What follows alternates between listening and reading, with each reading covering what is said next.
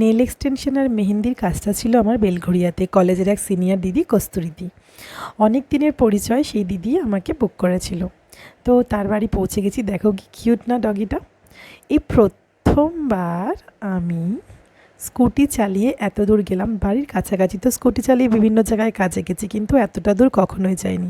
সবাই জিজ্ঞাসা করছিল পারবো কি পারবো না যেতে, কিন্তু আমার মনে অনেক বেশি ইচ্ছা আর সব কিছুকে জয় করার সবসময় একটা প্রচেষ্টা থাকে। আমি কখনো কোনো কিছুতে হাঁটতে শিখিনি, আর হাঁটতে ভালোও লাগে না।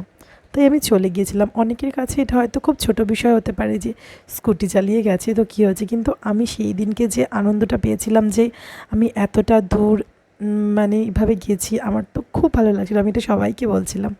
আর কথা বলতে বলতে দেখো নেল এক্সটেনশনটা হয়ে গেল। কেমন লাগছে জানিও। আর এই কাজটা দিদির চয়েস অনুযায়ী ছিল। আর তারপরে দিদির হাতে মেহেন্দি পরালাম। দেখো মেহেন্দিটা কেমন লাগছে। এখানে দেখো এরা মেহেন্দি তাড়াতাড়ি শুকানোর জন্য এসির সামনে দাঁড়িয়ে হাত শুকাচ্ছে। মানে এত মজা করে সেদিন কাজটা করেছিলাম, কি আর বলবো।